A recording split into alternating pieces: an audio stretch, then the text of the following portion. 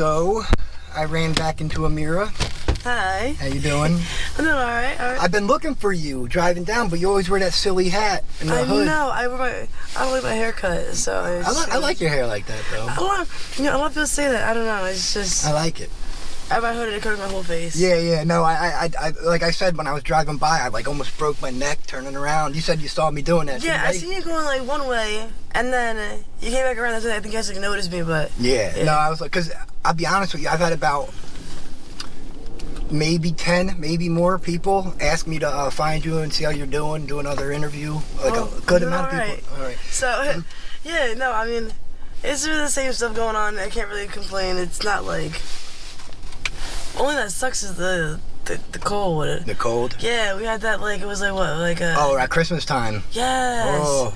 Luckily, I wasn't out here. Well, I came down here Christmas Day. I was down here all day handing out gloves and hats and. Really? Yeah, I was looking nice. for you down. Yeah, but dude, it was freezing down here. Yeah, I actually went home for Christmas. Oh, you did? Yeah, Christmas. Okay.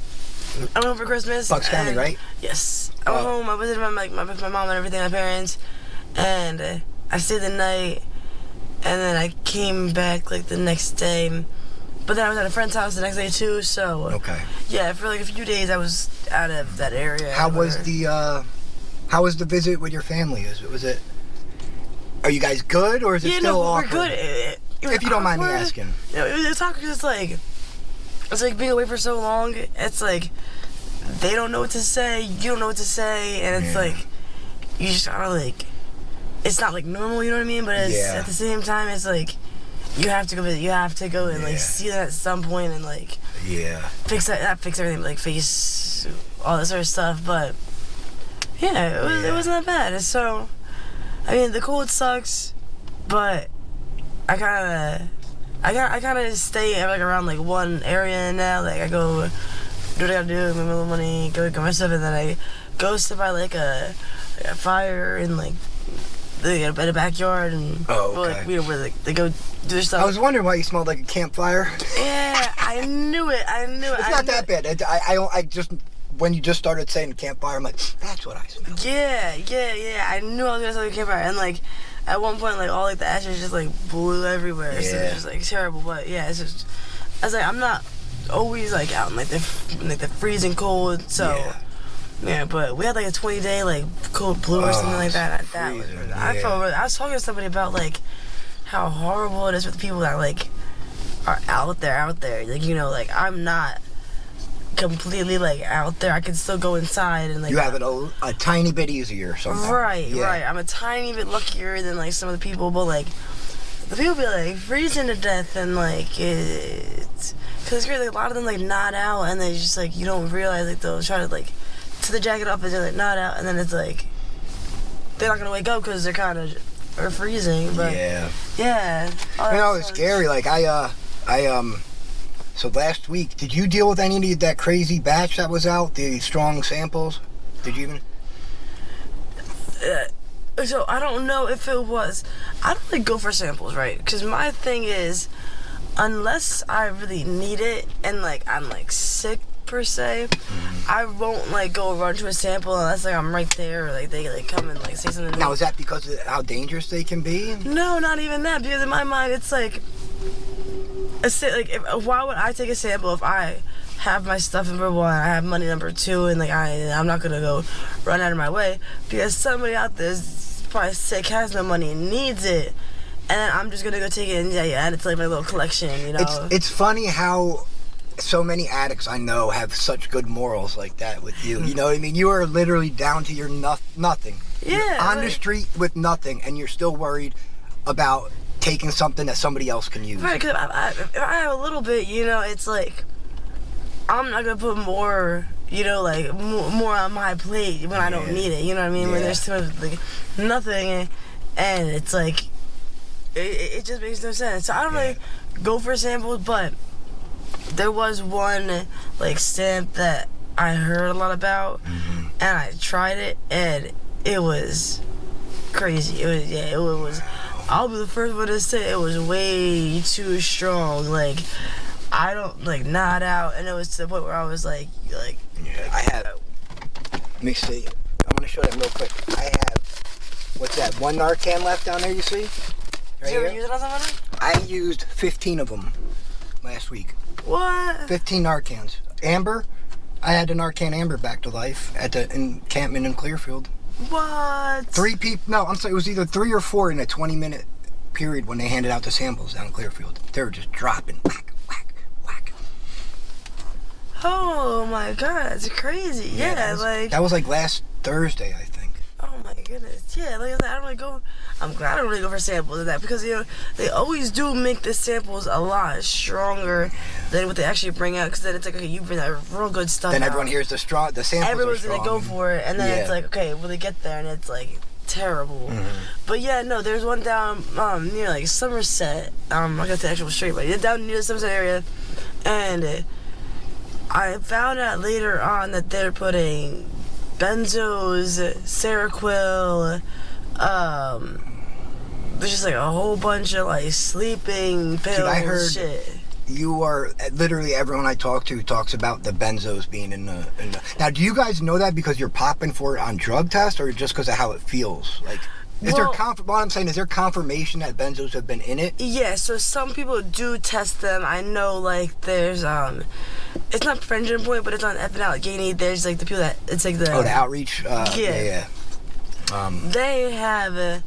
ProAct or something, I think it's called, or outreach. I forget. Anyway, keep going. I'm not sure, but they send people out to go, like, I'm not like an undercover, but like they send someone who works with them to go out and buy one of the samples, and they test it to see exactly what's in it. Because there's a whole big thing with like the carfentanil. There's a whole big thing with like the purple and the pink and the blue dope and the colors and like a lot of it was just food coloring. But then it was like certain colors were benzos, certain colors were carfentanil, and it's like, but carfentanil isn't really real, so it's like, it's a whole big thing. And then some people were saying how like, I don't know how this works out either, but someone told me how they're popping up for subs in their dope too, so it's like, that makes no sense to me. And like, I remember last year there was a stamp, and like, a guy told me that he specifically went there because of, he was on like probation, and that specific sample, you pop it clean with nothing. So like he's getting high, but he can go,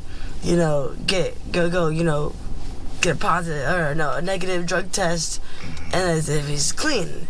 Wow. So that made no sense. And then that was the whole time when everyone was like, everyone was saying that like that specific sample, like you can't get away from it because what they're putting in it is gonna nothing else gets you like so you're still withdrawing if you go other places. Right, and that's where a lot of places are getting away with stuff now because like they're putting so much bullshit in it, and it's like you don't even know what you're gonna at this point. So I talked to a girl named Stevie, older, from South Africa, and that's what she was just saying exactly what you were, just all types of crazy stuff popping up in her drug test and not knowing. Now, have you been nodding out real hard lately with the trank, or how have you noticed that? Well, okay, so when I did the one sample that was strong, right? I knew it was benzos because I used to do Zans. So you noticed, you recognized the feeling, and I knew because you don't forget about that benzo. Yeah, feeling. No, you never forget, and I knew it, and it's just off the bat. I knew just like the way I was like, the way I felt like, because you get that like.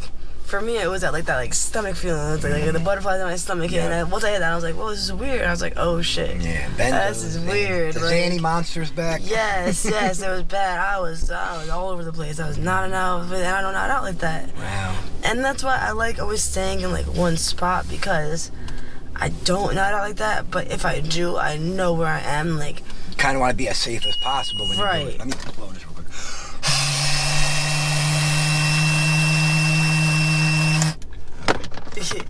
Stupid ass thing. I think I get rid of it the 21st of this month. Really? Yeah. Yeah, congrats. Finally. It's been a year, so I think I get rid of it. Yeah. Oh, a couple questions a couple of Ask followers wanted me to ask you. So, you do come from a religious family, right? Yes. Okay. That they were wondering if you were Muslim or yeah, you grew up born and raised Muslim. I don't practice a religion. I believe in God. I believe in all this other stuff.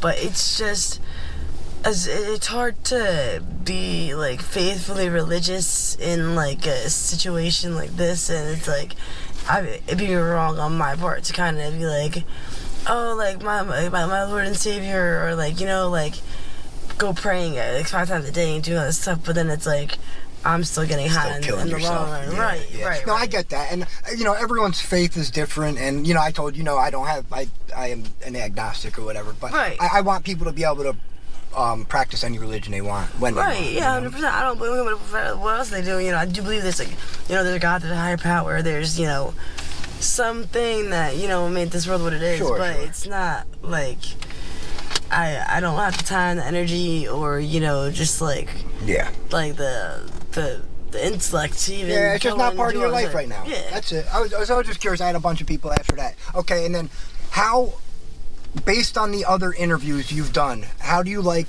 the car one this way? Well, I mean, okay, so I've only really done other interview with Maul. Mm-hmm. Someone else asked me to do an interview, but I said no. I don't know, this is weird. The program was so weird. But, I like the car because, number one, right, so when you're outside, it's kind of like you don't want everybody hearing what you're saying. Sure. And, I remember specifically during my interview, it was at the very end, I think he cut it out because it was some girl came up and just completely interrupted us. Probably fucked up the whole flow too. Right, and yeah. she started talking about can you take professional pictures of me, or can you record something at my party or something, asking for his we'll use cards and stuff like that to use his camera, and I'm just kind of sitting there I know walking up you heard that we're not talking about anything what you're talking about. Right, so you could have waited a few minutes and just stood by, or. So I guess this is better. I guess the only this is the only interruptions we got to worry about right now. The stupid breathalyzer. Not that bad either. So because I want to, like I said, I want to keep doing this. I love doing this, and I want to do it as respectful and safe as possible. So you would say continue doing it this way? Yeah, 100%. And we were talking about earlier the whole weather standpoint too. Being that it's cold, it's gonna be really cold, it's gonna be really hot, or raining, or snowing. It's you don't want people in your business. You don't want to be out there in the weather. And I know for a lot of girls or guys, having this, 30 minutes, 45 minutes, however long you spend with them in the car, where it's they're not have to be out there in the cold, or just having a conversation.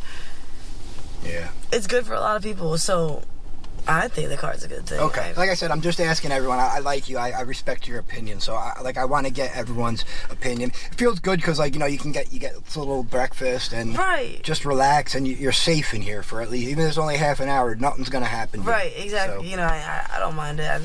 All right. Off camera, I'm gonna find out where you sleep though. So I can find you better. Yeah. Because I was getting worried.